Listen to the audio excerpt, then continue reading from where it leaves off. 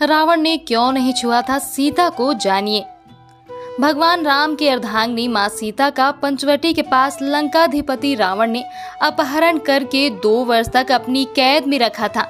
लेकिन इस कैद के दौरान रावण ने माता सीता को छुआ तक नहीं था। तो ऐसा क्या कारण था कि रावण ने सीता माता को छुआ तक नहीं?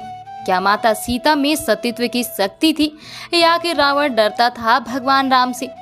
कहीं ऐसा तो नहीं कि रावण ने कोई वचन धारण कर रखा हो, या वह किसी शाप से बंधा हो?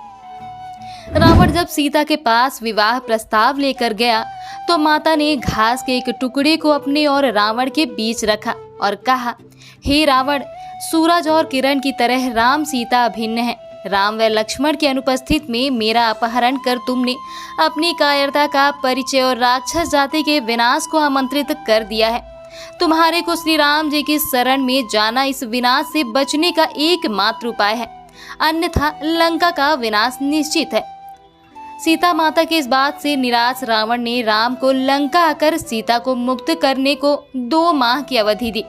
इसके बाद रावण या तो सीता से विवाह करेगा या उसका अंत। रावण ने सीता को हर तरह के प्रलोभन दिए कि वह उसकी पत्नी बन जाए। यदि वह ऐसा करती है तो वह अपनी सभी पत्नियों को उसके दासी बना देगा और उसे लंका की राजरानी। लेकिन सीता माता रावण के किसी भी तरह के प्रलोभन में नहीं आई। तब रावण ने सीता को जान से मारने की धमकी दी, लेकिन यह धमकी भी काम नहीं कर पाई। रावण चाहता तो सीता के साथ जोर जबरदस्ती कर सकता था, लेकिन उसने ऐसा नहीं किया। राम के भाई लक्ष्मण ने रावण की बहन शूर्पणखा की नाक काट दी थी। पंचवटी में लक्ष्मण से अपमानित शूर्पणखा ने अपने भाई रावण से अपनी व्यथा सुनाई और उसके कान भरते कहा, सीता अत्यंत सुंदर है और वह तुम्हारी पत्नी बनने के सर्वथा योग्य है। तब रावण ने अपने मामा मारीच के साथ मिलकर सीता की अपहरण की योजना रची। इसके अनुसार मारीच का सोने के हिरण का रूप धारण करके राम व लक्ष्मण को वन में ले जाने और उनकी अनुपस्थित में रावण द्वारा सीता का अपहरण करने की योजना थी। इस पर जब राम हिरण के पीछे वन में चले गए तब लक्ष्मण सीता के पास थे। लेकिन बहुत देर होने के बाद भी जब राम नहीं आए तो सीता माता को चिंता होने लगी। तब उन्होंने लक्ष्मण को भेजा। राम और लक्ष्मण की अनुपस्थित में रावण सीता का अपहरण करके उड़ा ले गया। अपहरण के बाद आकाश मार्ग से जाते समय पक्षीराज जटायु के रोकने पर रावण ने उसके पंख काट दिए। रावण ने सीता को लंका नगरी की अशोक वाटिका में रखा और त्रिजटा के नेतृत्व में कुछ राक्षसियों को उसकी देख रेख का भार दिया। सिर्फ सीता के अपहरण के कारण ही राम के हाथों रावण की मृत्यु हुई थी। यह उस समय की बात है जब भगवान शिव से वरदान और शक्तिशाली खड्ग पाने के बाद रावण और भी अधिक अहंकार से भर गया था। वह पृथ्वी से भ्रमण करता हुआ हिमालय के घने जंगलों में जा पहुंचा। वहां उसने एक रूपवती कन्या को तपस्या में लीन देखा। कन्या के रूप रंग के आगे रावण का राक्षसी रूप जाग उठा और उसने उस कन्या की तपस्या भंग करते हुए उसका परिचय जानना चाहा। काम वासना से भरे रावण के अचंभित करने वाले प्रश्नों को सुनकर उस कन्या ने अपने परिचय देते हुए रावण से कहा कि हे राक्षस राज, मेरा नाम वेदवती है। मैं परम तेजस्वी महर्षि कुशध्वज की पुत्री हूँ। मेरे वयस्क होने पर देवता, गंधर्व, यक्ष, राक्षस, नाग सभी मुझसे विवाह करना चाहते थे।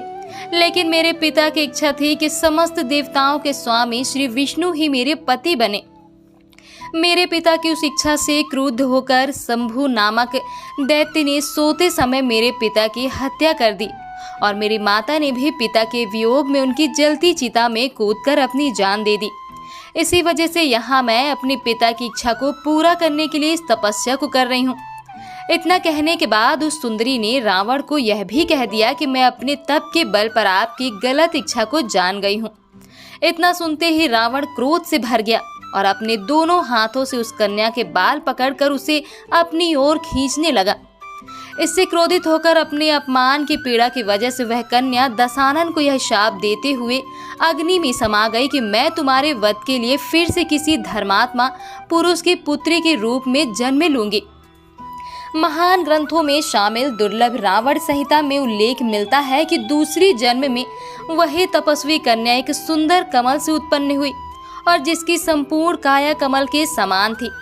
इस जन्म में भी रावण ने फिर से उस कन्या को अपने बल के दम पर प्राप्त करना चाहा और उस कन्या को लेकर वह अपने महल में जा पहुंचा, जहां ज्योतिषियों ने उस कन्या को देखकर रावण को यह कहा कि यदि यह कन्या इस महल में रही तो अवश्य ही आपकी मौत का कारण बनेगी। यह सुनकर रावण ने उसे समुद्र में फेंकवा दिया।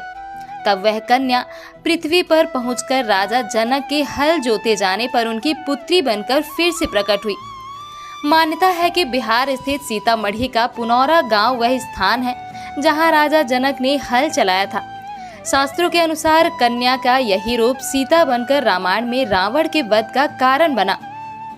अद्भुत रामायण में उल्लेख है कि रावण कहता है कि जब मैं भूलवश अपनी पुत्री से प्रणय की इच्छा करूं तब वह मेरी मृत्यु का कारण बने।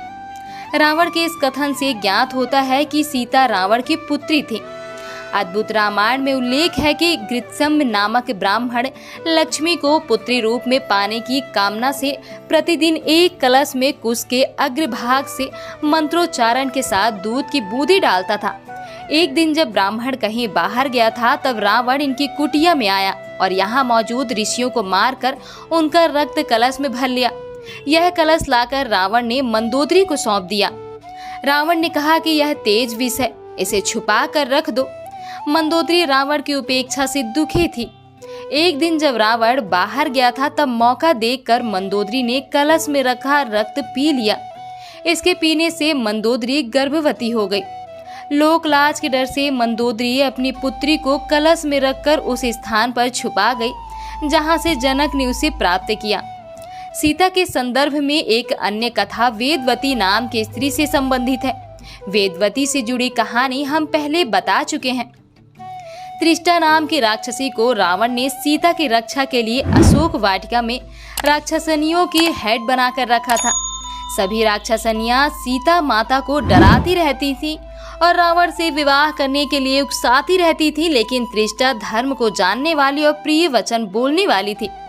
त्रिष्टा ने सीता को सांत्वना देते हुए कहा कि सखी, तुम चिंता मत करो, यहाँ एक श्रेष्ठ राक्षस रहता है जिसका नाम अभिध्वंस है। उसने तुमसे कहने के लिए यह संदेश दिया है कि तुम्हारे स्वामी भगवान राम अपने भाई लक्ष्मण के साथ कुशल पूर्वक हैं। वे अत्यंत शक्तिशाली वनराज सुग्रीव के साथ मित्रता करके तुम्हें छुड़वाने की कोशिश कर रहे हैं। त्रिष्टा ने सीता को एक राज की बात और बताई, यह कि तुम्हें रावण से नहीं डरना चाहिए, क्योंकि रावण ने कुबेर के पुत्र नल कुबेर की पत्नी अप्सरा रंभा को काम वासना से छुआ था, तो रंभा ने क्रोधित होकर रावण को श्राप दिया कि वह किसी पराई स्त्री के साथ उसकी इच्छा बिना संबंध नहीं बना पाएगा, और अगर ऐसा किया तो वह भस्म हो जाएगा। अन्य जगहों पर उल्लेख मिलता है कि रावण ने रंभा के साथ बलात्कार करने का प्रयास किया था, जिसके चलते रंभा ने उसे यह शाप दिया था। रंभा कुबेर के पुत्र नल कुबेर के साथ पत्नी की तरह रहती थी। रंभा नल कुबेर के संबंध को लेकर रावण अक्सर उपहास उड़ाया करता था। इसी शाप के भय से रावण ने सीता हरण के बाद सीता को छुआ तक नहीं था।